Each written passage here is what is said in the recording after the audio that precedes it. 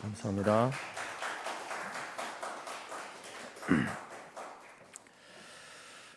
우리는 구약 5대 제사를 통해서 우리가 어떻게 하나님 앞에 예배드려야 되는지, 그리고 또 왜 예배드려야 하는지를 매주 계속해서 살펴보고 있습니다. 첫 번째는 번제의 제사, 제물을 태워서 드리는 제사. 그것을 통해서 나의 모든 것을 죽이고 주님만 사시는 그러한 삶의 예배, 현장 예배로 하나님 앞에 예배를 드려야 됩니다라고 말씀을 드렸습니다. 소제를 통해서는 이제 곡물로 드리는 피 없는 제사로서 예수 믿고 구원받은 사람이 그 구원에 대해서 감사하고 기쁨으로 헌신을 의미하는 그러한 예배, 그런 제사가 우리의 예배가 되어져야 한다라고 말씀드렸습니다. 세 번째로 화목제를 통해서 이제 구원받은 사람이 너무 기쁘고 감사해서 그 기쁨의 표현으로 드리는 제사. 그래서 그 표현이 하나님과 화목하고 또 이웃과 화목하는 그러한 모습으로 드러나야 됨을 말씀드렸습니다. 이러한 예배들이 하나님이 받으시는, 기뻐하시는 예배입니다. 오늘은 이제 속죄제인데요. 이 제사는 죄를 지었을 때에 드려지는 제사입니다. 그래서 레위기 4장과 5장에 걸쳐서 이제 속죄제와 속건제 이 두 제사가 이제 나오는데, 이 둘의 차이는 이제 죄를 지은 그것으로 인하여서 타인에게 배상할 것이 있느냐 없느냐의 차이입니다. 속죄제 같은 경우는 배상할 책임이 없는 그런 죄를 지었을 때에 하나님 앞에 드리는 제사이고, 속건제는 이제 내가 죄를 지음으로 인해서 타인에게 손해를 끼쳐서 그것을 배상해야 될 때 드려야 되는 그 제사를 의미합니다. 하나님께서는 이제 우리를 창조하시고 또 우리의 역사 가운데 모든 주권을 가지고 다스리시고 섭리하실 때에 그 섭리하시는 세 가지 방법이 있습니다. 보통 그것을 보존, 협력, 통치 이렇게 말하는데요. 하나님이 보존하심으로 이렇게 섭리하시는 것은 이제 하나님이 지으신 이 창조하신 우주 만물을 다스려 가실 때에 그 하나님이 만드신 그 자연 법칙, 봄에 씨를 뿌리면은 가을에 곡식을 거두는 그런 어떤 자연의 법칙을 통해서 하나님께서 이 땅을 섭리해 가십니다. 자연이라고 하는 것이 단순히 그냥 스스로 존재하는 것이 아니라 그 자연의 법칙 가운데도 하나님의 섭리하심이 있습니다. 그리고 협력은 이제 인간의 인격을 수단으로 사용하시는 섭리 방식인데요. 사람은 하나님께서 하나님 형상으로 지은 존재가 사람 아니겠습니까? 그래서 우리가 생각하고 우리가 결정하는 그 모든 것, 그것이 선을 선택하고 결정하든지 또 악을 선택하고 결정하든지 그 모든 것 선택과 결정 가운데에 하나님의 뜻을 좋아하고 하나님이 기뻐하시는 것을 선택하도록 인도하시고 하심으로 이제 섭리해 가시고, 또 어떤 사람은 이제 악한 마음을 가지고 악한 것을 선택하고 그 일을 행하지 않습니까? 그 악한 것이라 할지라도 그것조차도 하나님께서는 그것이 하나님의 뜻에 협력하여 모든 것의 선을 이루시도록 처리해 가시는 그런 방법으로 하나님께서는 또 섭리해 가십니다. 그래서 하나님은 하나님의 뜻에 순종하는 사람만 그 가운데 섭리하시는 것이 아니라 악한 자라 할지라도 그 악한 행위들을 통하여서 하나님께서는 그것을 또 하나님의 그 선을 이루시는데 섭리해 가신다라는 것입니다. 그리고 세 번째로 통치라는 것은 이제 하나님의 뜻을 시행하기 위해서 인간의 삶과 역사에 하나님께서 절대적인 능력으로 섭리해 가시는 것을 말하는데, 소위 이제 기적을 이야기하죠. 하나님께서 그 하나님의 절대적인 능력 가운데에 우리의 인간 역사 속에 하나님이 개입하시고 간섭하시는 그러한 기적을 말합니다. 그래서 우리가 때로 어떤 분들은 이제 하나님께서 기적적인 도움으로 어떤 육체의 질병을 치료받게 되어지고 어떤 문제가 해결되어지고 또 위기 가운데 하나님이 보호하시는 그러한 은혜들을 누릴 때가 있습니다. 그런 어떤 기적적인 방법들을 통해서 하나님은 섭리해 가십니다. 물론 이것은 이제 일상적인 것은 아니죠. 일반적으로 다 모든 사람들에게 똑같이 일어나는 일은 아닙니다. 특별하신 하나님의 섭리 방식입니다. 이처럼 하나님께서는 이제 보존하시고 협력하시고 통치하시는 방식으로 섭리해 가시는데, 오늘 레위기 말씀을 통해서는 이제 하나님께서 우리의 죄를 용서하시는, 우리의 죄를 정결케 하시는 특별한 원리를 우리에게 가르쳐 주고 있습니다. 그것은 뭐냐? 피 흘림이 없이는 죄 사함이 없다라는 이 말씀이죠. 여러분, 하나님께서는 피 흘리는 제사를 통해서, 동물의 피를 뿌리는 이 제사를 통해서 우리의 죄를 용서해 주신다라고 말씀합니다. 그래서 구약에서는요, 구약의 성경을 펼쳐들면은 거기에는 동물의 피 냄새가 진동하는 겁니다. 그리고 신약을 펼쳐들게 되면은 신약에는 바로 예수님의 피 냄새가 진동하죠. 구약에는 동물을 잡아서 그 피를 뿌림으로 죄 용서를 받았지만, 이제 신약에 와서는 예수님께서 십자가에 피 흘려 죽으심으로 그 보혈의 공로로 인하여서 우리가 구원받고 용서받는 건 아니겠습니까? 그래서 신구약 성경은 바로 피 냄새로 진동하는 책이다라고 그렇게 이야기를 합니다. 하나님께서 자기 백성들에게 이 오늘 속죄의 제사를 드려야 한다라고 명령하시면서 이것을 요구하시는 이유가 무엇일까요? 왜 우리에게 속죄의 제사를 드려야 한다라고 말씀하겠습니까? 여기에는 두 가지 이유가 있습니다. 첫 번째는 바로 예수 믿고 구원받은 사람도 죄를 짓기 때문에 그렇습니다. 우리가 예수 믿고 구원받은 이후로 죄를 짓지 않으면 사실 속죄의 제사, 속죄의 예배를 드릴 필요가 없습니다. 그러나 어떻습니까? 우리가 구원받은 하나님의 백성으로 살아가고 있지만, 여러분, 우리는 연약해서 죄를 짓고 또 죄에 넘어지면서 살아가고 있다라는 것입니다. 그래서 구원받은 이후에 지은 그 죄의 사함을 위해서 우리는 속죄의 제사, 속죄의 예배를 드려야 한다라는 겁니다.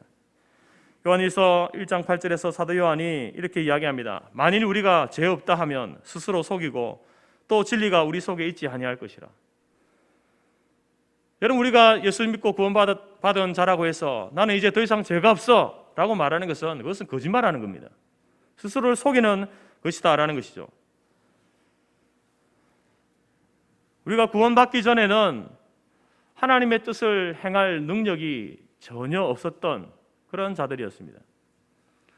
아무리 그가 애를 써도 우리가 구원받기 전에는 그가 아무리 날고 기고 뛰는 존재라 할지라도 하나님의 뜻을 행할 수가 없는 존재였습니다. 그러면 구원받기 전과 구원받은 이후에, 예수 믿고 구원받은 이후에 우리의 변화되어진 것은 무엇이겠습니까? 이 구원이라고 하는 것은 바로 우리의 의지가 새로운 의지로 변화되는 것을 구원이라고 하는데요, 바로 하나님의 뜻을 행하고자 하는 의지를 갖게 되는 겁니다. 구원받기 전에는 그 의지조차가 없는 겁니다. 그러나 우리가 구원받았다라고 하는 것은 하나님의 뜻이 무엇이구나, 그 하나님의 뜻을 행해야겠구나라고 하는 그 새로운 성령 하나님께서 우리에게 새로운 의지를 불어넣어 주시는 것, 그것이 구원입니다. 그런데 여러분, 그런 의지를 주셨다고 해서 우리가 온전히 그러면 하나님의 뜻을 준행하면서 살아가고 있습니까? 그렇지 못하지 않습니까? 하나님께서 우리에게 그런 마음을 주시고 그런 의지를 주셨음에도 불구하고 때로는 우리가 그 의지, 하나님의 뜻을 쫓아서 살지 못하는 때가 많이 있다는 것입니다. 그래서 우리는 실수하고 또 죄를 짓는 것입니다. 그래서 그 실수하고 죄 짓는 우리에게 하나님께서는 속죄의 제사를 드려야 된다, 속죄의 예배를 드려야 된다라고 말씀하고 있는 겁니다. 이스라엘 백성에게 있어서 출애굽 사건은 그 역사 가운데 너무나 중요하고도 기념비적인 사건입니다. 하나님께서 그 애굽에서 바로의 그 속박 가운데서 구원하시는 그 구원의 사건, 그래서 구약 성경은 전체적으로 하나님의 구원을 이야기할 때에 출애굽 사건을 반드시 이야기합니다. 그래서 모세와 이스라엘 백성들은 그 출애굽의 사건을 두고 하나님 앞에 이런 노래를 합니다. 여호와는 나의 힘이요 나의 노래시며 나의 구원이시로다.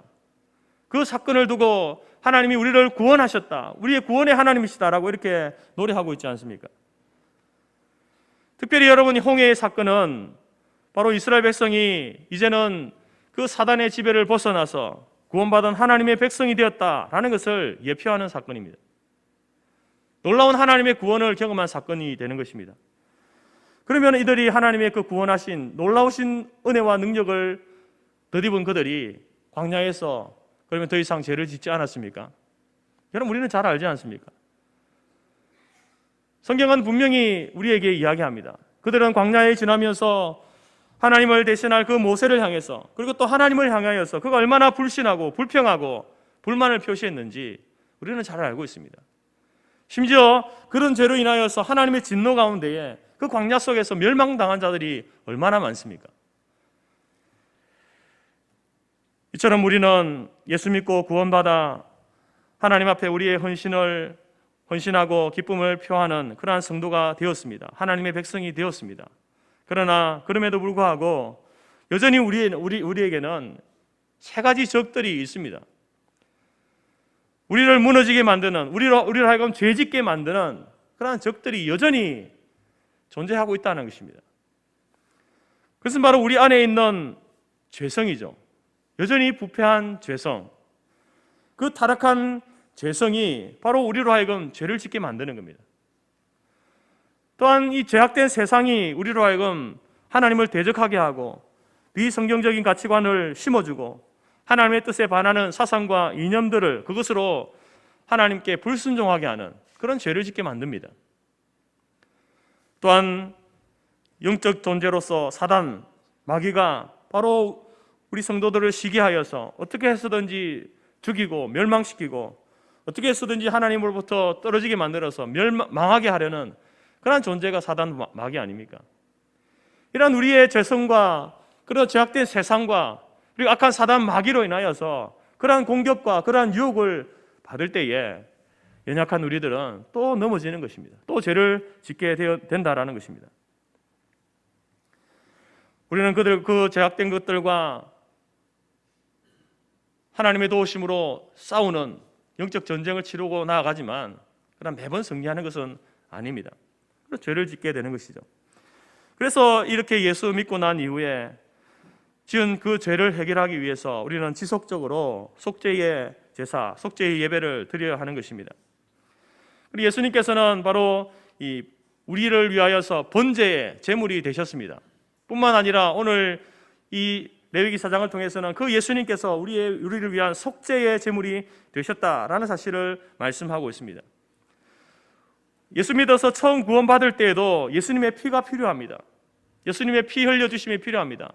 뿐만 아니라 예수 믿고 나서도 죄사함 받고 하나님과 더 가까운 관계를 유지하기 위해서 예수님의 그 보혈의 피가 필요하다라는 것입니다.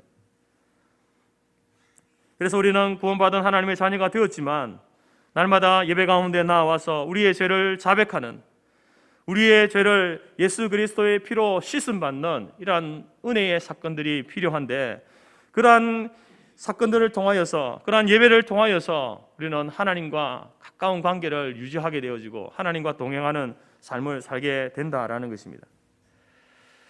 그런데 우리가 죄를 짓는 가운데에 여러분, 우리가 알고 짓는 죄에 대해서는 그러면 그것을 회개할 수 있고 또 하나님 앞에 용서를 구할 수 있지 않습니까? 근데 문제는 우리가 부지 중에 짓는 죄들이 더 많다는 겁니다. 우리가 알고 짓는 죄보다 고의적이지 않은, 의도하지 않은 부지 중에 몰라서 무지해서 짓는 죄가 더 많습니다. 그래서 오늘 본문 말씀 가운데 이 속죄의 제사를 하나님께서 드리라고 하시면서 말씀하시는 것 가운데에 무지로 말미암아 혹은 부지 중에 지은 죄가 있기 때문에 그것을 속죄하기 위한 제사를 드려야 된다라는 것입니다. 4장 2절에서도 이스라엘 자손에게 말하여 이르라, 누구든지 여호와의 계명 중 하나라도 그릇 범하였으되, 그릇 범했다라는 것은 고의성이 없이 부지 중에 몰라서 그렇게 했다는 겁니다. 몰라서 죄를 지었다는 거죠. 그리고 오늘 13절과 22절과 27절과 5장 1절과 3절과 4절 여기에서도 계속해서 말하는 게 뭡니까? 부지 중에 범죄하여 허물이 있으면 모르고 몰라서 무지해서 고의성이 없이 하나님의 계명을 어기는 겁니다. 자기는 그렇게 하고 싶지 않았는데 그렇게 되어져 버린, 결과적으로 되어져 버린 그 상황 가운데서 우리에게 필요한 것이 무엇이냐? 그때 속죄의 제사가 필요하다는 것입니다. 여러분, 우리가 살아가면서 법을 몰라가지고 규칙을 제대로 숙지하지 못해서 어기는 그런 경우들이 있지 않습니까? 죄를 짓는 경우들이 있습니다. 그리고 이것은 사람과의 관계에서도 마찬가지입니다. 의도치 않게 다른 사람에게 피해를 주는 경우들이 있습니다. 그래서 우리가 우리의 삶을 돌아보면은 사실상 우리가 알고 짓는 죄보다는 사실 모르고 짓는 죄가 더 많습니다. 여러분, 알고 지은 죄도 죄죠. 알고 지은 것은 나쁘지만 더 나쁜 죄다라고 할 수 있습니다. 근데 모르고 지은 죄, 그러면 그것은 죄가 아닙니까? 몰라서 그랬습니다 라고 하면 모든 것이 다 해결되어집니까? 물론 여러분, 우리가 세상 법정에서는 모르고 지은 죄에 대해서는 정상 참작을 해서 재판을 합니다. 그렇지만 그렇다고 해서 그 죄가 사라지는 것은 아니죠.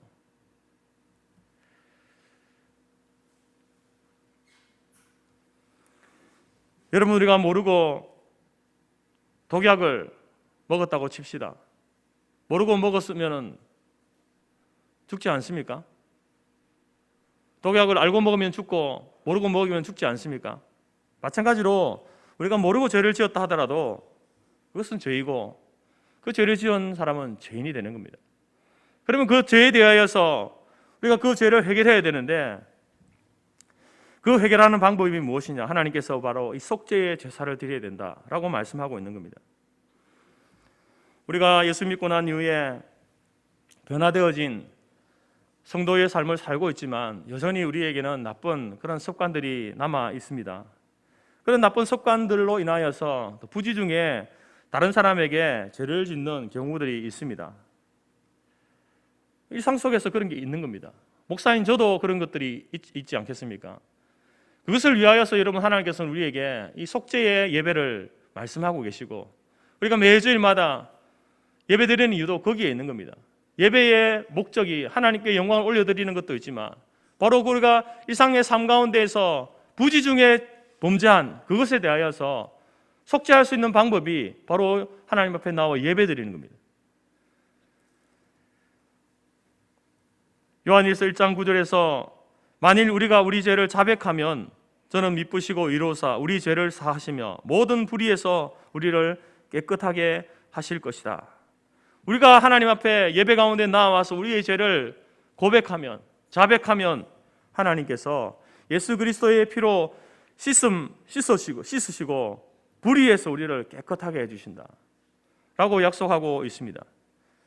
그래서 여러분, 우리는 예배를 드리면서 아니 지난 주일에 또 예배 드렸는데요, 이번 주일 또 예배 드립니까?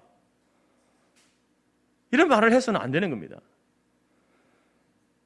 사실상 우리의 예배는, 그래서 여러분, 이 예배라고 하는 것은 우리가 하루를 살면서 하루를 돌아보고 또 하루를 시작하면서 정말 내가 모르는 가운데에 하나님 앞에 또 사람 앞에 범죄한 것이 있는지 없는지 그 예배를 매일매일 드려야 하는 것입니다.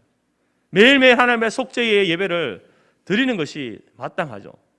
그래서 여러분, 우리가 이제 매일 새벽마다 말씀을 읽고 묵상하고 또 기도하고 또 나가서 또 수요 예배도 드리고 또 매주일마다 모여서 예배 드리고 1년 365일 하나님 앞에 예배의 삶을 살아가게 되는 것입니다. 여러분, 우리는 고장난 시계와 같은 존재입니다. 물론 이제 그 고물상에서 이제 주인의 손으로 옮겨져 오긴 했습니다. 그렇지만 여전히 고장나 있기 때문에 수리가 필요하고 또 이제 이 배터리를 갈아줘야 하는 그러한 존재입니다. 여러분, 우리는 이제 부지 중에 죄를 지을 수가 있습니다. 그 죄를 여러분 묵혀두지 마시고 오늘 속죄의 예배 가운데에 모든 죄를 십자가 앞에 내려놓고 주님의 보혈로 씻음받는 은혜의 시간, 은혜의 예배 시간이 되기를 간절히 바랍니다. 그렇게 되어질 때에 우리가 하나님과의 그 관계가 다시 친밀한 관계로, 더 가까워지는 관계로 그 하나님과의 관계를 유지해 갈 수 있게 되는 것입니다. 하나님과 동행하는 삶은 바로 이런 속죄의 예배, 그것을 드림으로 우리의 죄를 깨끗게 하시는 그 은혜를 누림으로부터 시작된다라는 사실을 꼭 기억하시고, 여러분, 이 공예배로 드리는 이 주일 예배를 중요하게 여기시고 매일매일마다 여러분 새벽 예배를 중요하게 여기시고 또 하나님께서 우리에게 주신, 특별하게 한국교회에 주신 그 수요 예배와 그 기도의 시간들을 통하여서 그러한 하나님의 특별하신 은혜를 누리는 우리 모든 성도들이 될 수 있기를 간절히 바랍니다. 그리고 속죄의 제사를 드려야 하는 사람들은, 여러분 오늘 본문을 보게 되면 모든 사람이 드려야 된다라는 것을 우리에게 말씀하고 있습니다. 본문에서는 내 신분의 사람과 그리고 그 사람들이 드리는 그 제물에 대해서 말씀하고 있는데요, 3절에 보게 되면 만일 기름 부음을 받은 제사장이 범죄하여 백성이 허물이 되었으면 그가 범한 죄로 말미암아 흠없는 수송아지로 속죄 제물을 삼아 여호와께 드릴지니, 종교 지도자인 제사장이 범죄했을 경우에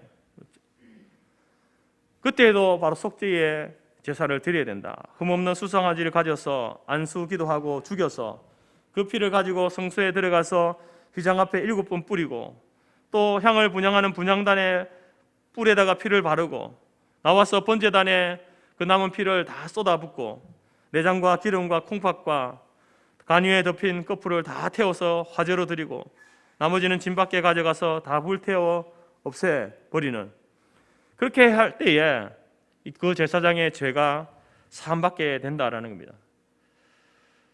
굉장히 복잡한 그 제사의 과정들을 소개해주고 있습니다. 13절에서는 이스라엘 온 회중이, 백성들이 여호와의 계명 중에 하나라도 부지 중에 범하였으면 허물이 있을 때 속죄제를 드려야 된다라고 말씀하고 있고, 22절에서는 만일 족장이 그 하나님 여호와의 계명 중 하나라도 부지 중에 범하여 허물이 있으면 속죄제를 드려야 된다. 이 족장은 그 당시에 통치자들 아니겠습니까? 공무원이나 국회의원, 정치가들, 그런 사람들이 죄를 범하였을 때도 바로 흠없는 염소를 제물로 잡고 피를 번제단 뿔에 바르고 번제단 밑에 쏟아 부음으로 제사를 지냅니다. 27절 말씀에 보게 되면 만일 평민의 하나가 여호와의 계명을 어겨 부지 중에 범하여 허물이 있으면 평민도 속죄 제사를 드려야 된다. 제물은 암염소나 어린 암양을 잡아서 드립니다. 그런데 정말 가난하여서 소를 드릴 수도 없고 염소를 드릴 수도 없고 양도 드릴 수 없는 그런 사람들은 어떻게 하느냐? 바로 비둘기 2마리를 드려야 된다. 산비둘기나 집비둘기를 드리라. 그것도 안 되는, 그렇게 어려운 가운데 있는 사람은 고운 가루 10분의 1 에바를 드려야 된다라고 이렇게 말씀합니다. 여러분, 이처럼 이제 그 속죄 제사를 드려야 되는 대상과 그 제물에 대해서 상세하게 말씀하고 있는 것은 무엇 때문이겠습니까? 이 속죄의 제사는 이스라엘 백성 모두가 드려야 된다는 겁니다. 노인이나 아이나 할 것 없이, 부자나 가난한 자나 할 것 없이, 권력 있는 자나 권력이 없는 자나 할 것 없이 모든 사람들이 한 사람도 빠짐없이 속죄의 제사를 드려야 한다라는 겁니다. 마찬가지로 여러분, 우리가 오늘날 우리가 속죄의 예배를 드려야 할 대상은 누굽니까? 여기에 여러분 해당하지 않는 사람은 없다는 것입니다. 특별히 제물을 보게 되어지면 신분이 높을수록 값비싼 제물, 또 복잡한 제사를 요구하고 계십니다. 제사장이라든지 족장이라든지 높은 지위를 가지고 있는 사람에게는 하나님께서는 더 큰 책임을 물으시는 겁니다. 그들에게는 더 큰 거룩을 요구하시는 것입니다. 더 정결함을 요구하시는 것이죠. 그래서 값비싼 제물과 복잡한 제사 방법을, 절차를 따라서 속죄의 제사를 드리라고 말씀하고 있는 겁니다. 여러분, 한 도시의 수장이 잘못된 결정을 하면 시민 전체가 어려움을 겪습니다.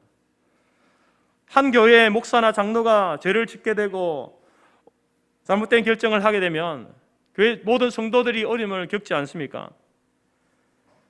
그래서 여러분, 그 지도자들에 대한, 종교 지도자나 국가 지도자에 대한 그러한 징벌은 일반 사람들보다 더 엄격한 것입니다. 마찬가지로 그 죄를 용서하시는, 속죄하시는 그 부분에 있어서도 값비싼 제물과 복잡한 절차를 통하여서 하나님께서는 속죄의 제사를 드리라고 말씀하고 있는 것입니다. 예수를 믿고 나서 속죄의 예배에서 제외되는, 빠져도 되는 사람은 아무도 없습니다. 오히려 신분과 지위가 높을수록 더 큰 책임을 요구하고 더 섬세한 거룩을 하나님께서는 요구하고 계십니다. 그래서 우리가 일주일에 한 번 예배드리면 되지, 이런 식의 말을 해서는 안 되는 것이죠. 우리가 굳이 수요 예배를 드리고 또 매일마다 새벽에 예배를 드리고 기도회를 가야 되나, 그런 말을 해서는 안 된다는 것입니다. 물론 초신자는 그런 말을 할 수 있죠. 그러나 여러분, 이 죄가 얼마나 심각한 것인지, 죄의 결과가 얼마나 처참하고 비참한 것인지 아는 성도라고 한다면 그런 말을 할 수 없는 겁니다. 우리는 죄를 범했을 때는 반드시 그 죄에 대한 속죄의 예배, 하나님 앞에 그 죄를 가지고 나와서 다시 예수 그리스도의 그 보혈의 공로로 죄 용서를 받는 이러한 예배를 드리는 것이 합당하다라는 것이죠. 그래서 공적으로 드리는 주일 예배와 수요 예배와 새벽 기도회, 여러분 교회의 직분을 받은 사람들은, 특별히 여러분 장로나 권사나 안수 집사로 직분을 받은 사람들은 여러분 이 예배 가운데 참석하셔야 되는 거죠. 우리가 살면서 부지 중에 지은 죄 때문에라도 그 예배 가운데 나와서 그 죄의 문제를 해결받는 것이 마땅한 것입니다. 오늘 우리가 하나님 앞에 예배 드리는 것, 또 교회 역사를 통하여서 우리가 정하여서 드리고 있는 그 교회 공예배 가운데에 모든 특별히 직분자들이 하나님 앞에 겸손하게 나와서 자신의 죄를 구하고 또 죄의 용서를 받고, 그래서 여러분 하나님과의 관계가 정결하게 되어짐으로 우리에게 받은 그 직분을 따라서 주 앞에 섬기고 헌신하는 아름다운 삶을 살아갈 수 있는 우리 모두가 될 수 있기를 간절히 바랍니다. 오늘 이 속죄의 그 피를 뿌릴 때에 본문의 말씀 가운데서는 이제 그 피를 세 단계로 세 번을 뿌리라고 이야기합니다.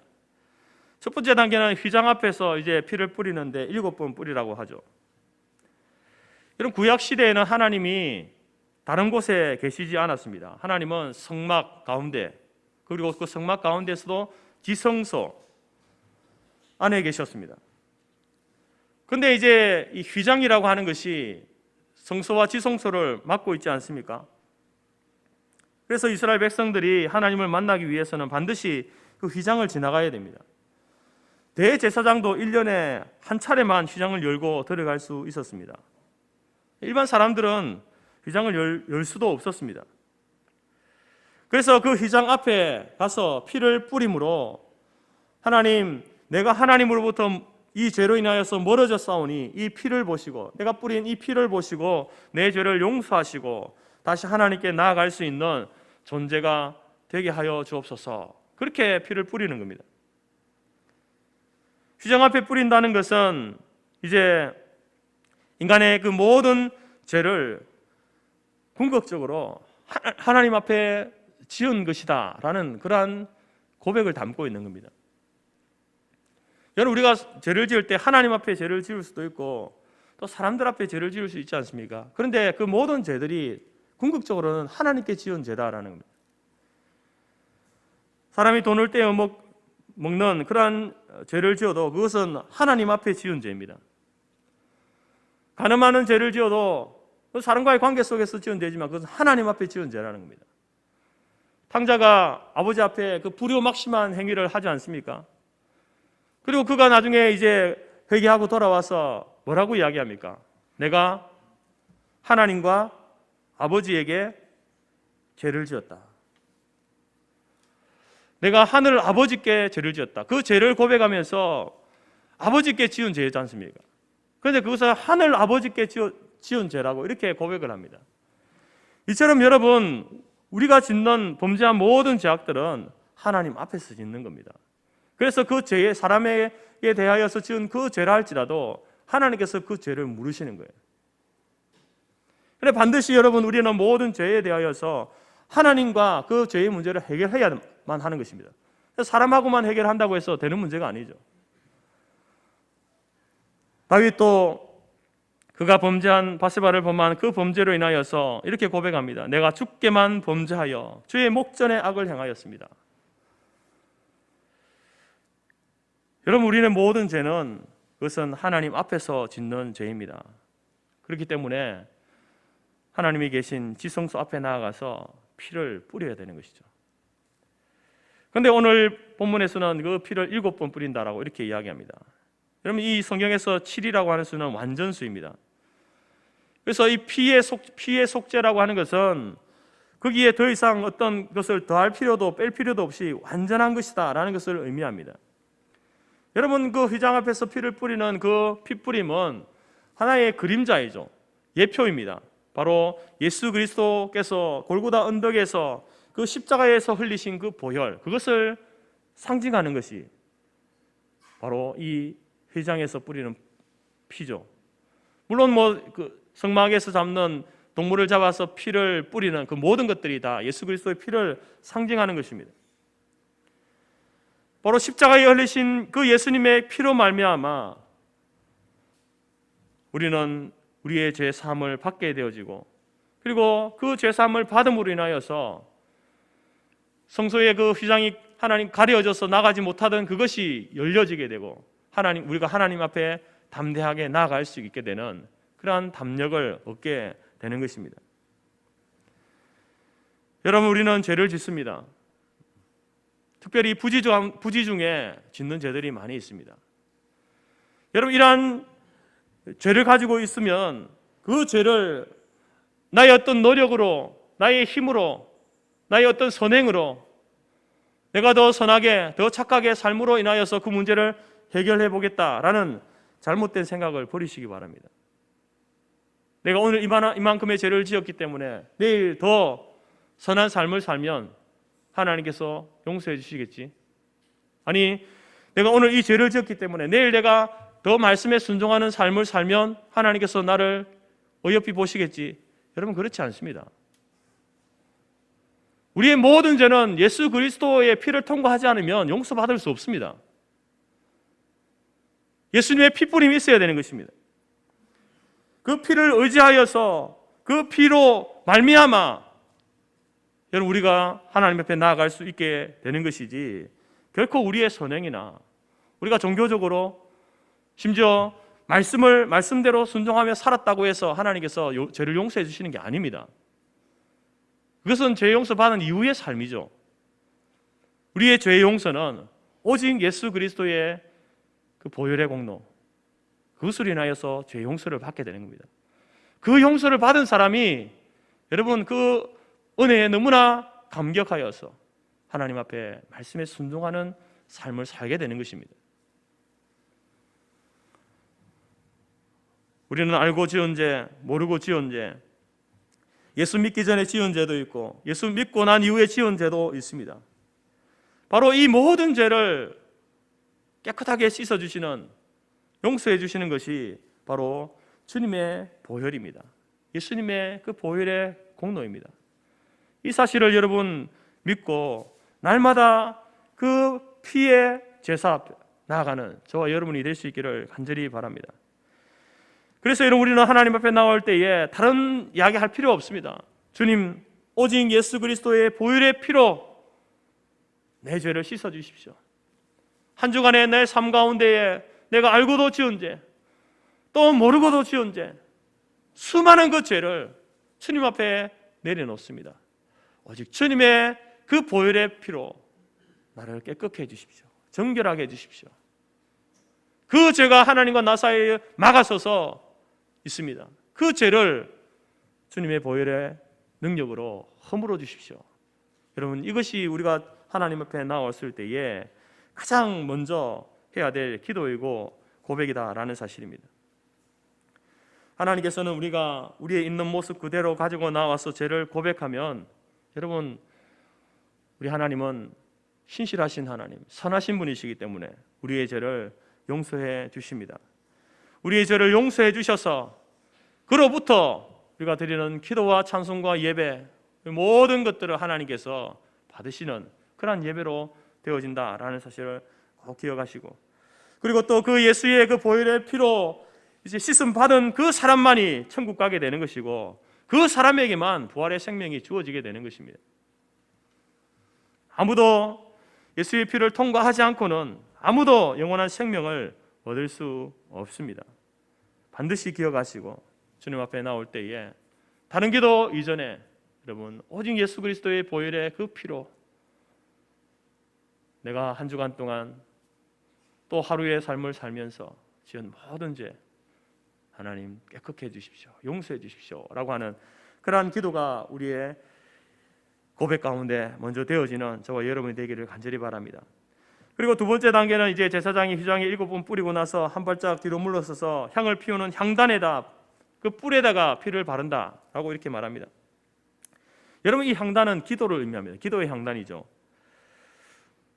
이것은 여러분, 이 기도도 우리가 하나님 앞에 기도를 드릴 때에도 이 기도도 그리스도의 피를 통과하지 않고는 하나님께 올라가지 않습니다. 내가 그냥 기도한다고 해서 그 기도 하나님이 다 들으시는 게 아니라 우리의 기도도 예수 그리스도의 피를 통과해야만 하나님께서 받으시는 기도가 된다는 것을 의미합니다.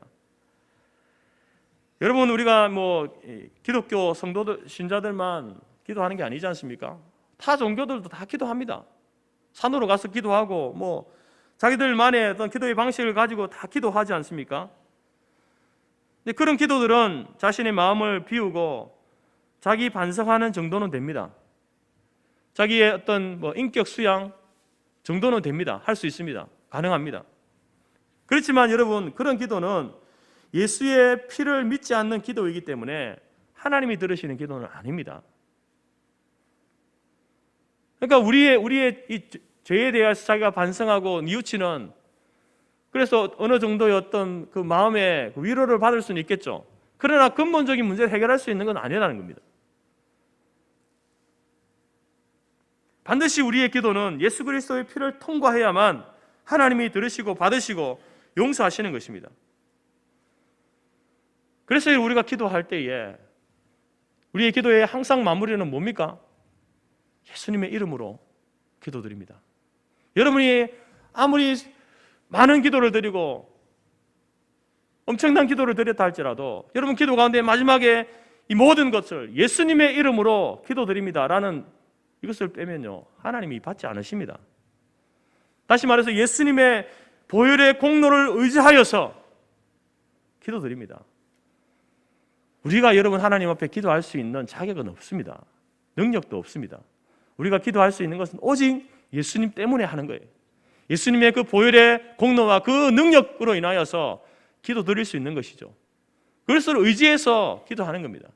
그래서 예수님께서 하나님과 우리 사이에 유일한 중보자가 되시는 거죠. 예수님을 거치지 않고는 하나님께로 도달할 방법이 없습니다.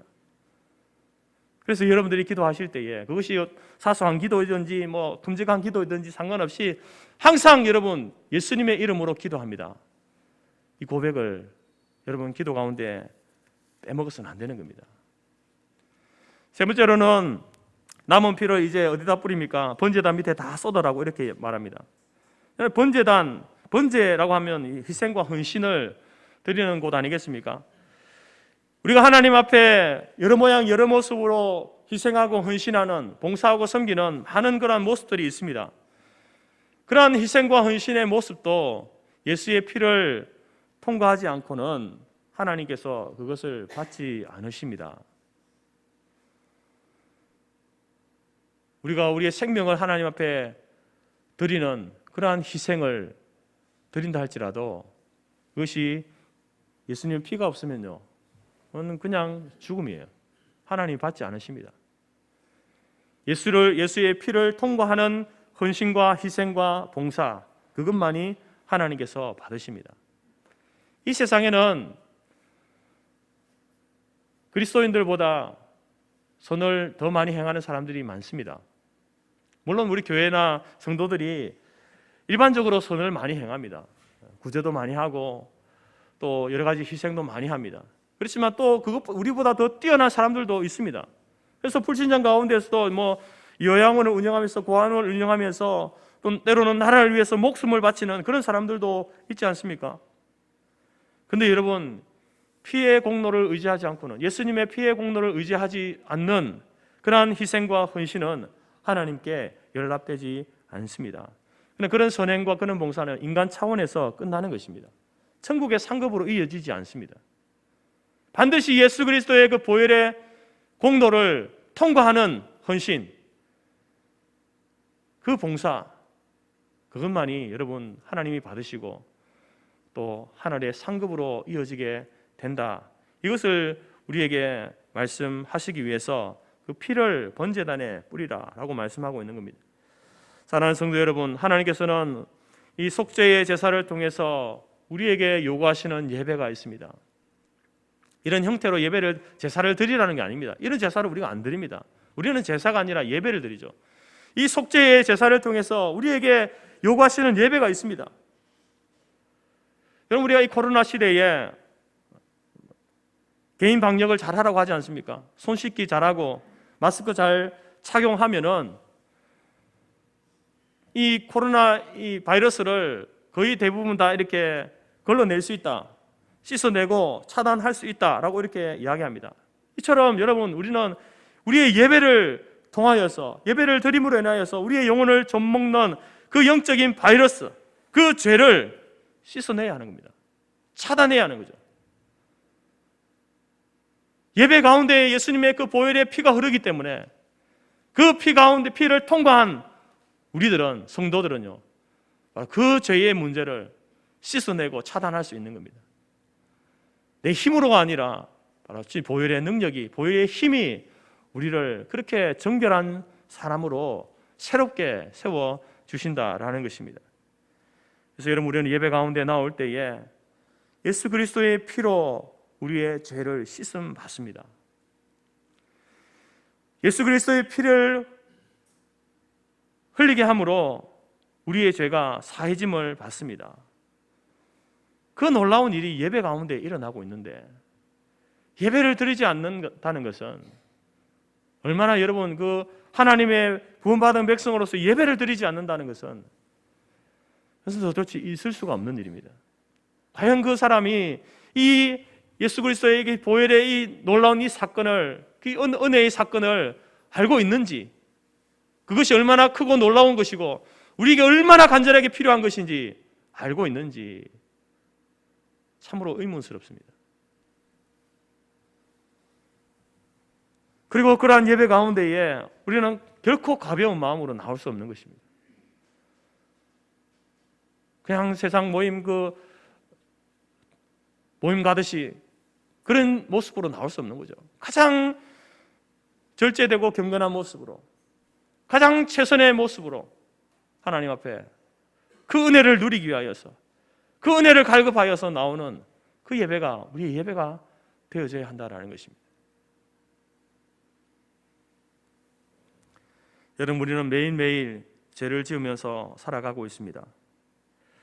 그래서 우리의 예배는 한 번의 예배로 되지 않습니다. 예배 한 번 드렸다고 해서 끝날 문제가 아니라는 것이죠. 우리는 여러분, 우리의 생명 호흡이 이 땅에 있는 동안에는 매주일마다 이렇게 예배를 드려야 됩니다. 아니, 매주 수요일마다 나와서 또 우리의 죄를 통회하고 잡아가는 시간을 가져야 됩니다. 매일 새벽마다 나와서 하루의 삶을 돌아보면서, 하루를 시작하면서 또 하나님, 내가 이런 죄를, 어제 이런 죄를 지었습니다. 하나님, 오늘도 내가 알지 못하는 죄를 짓게 될 텐데 하나님, 그 죄를 주님의 보혈로 용서해 주십시오. 씻어 주십시오.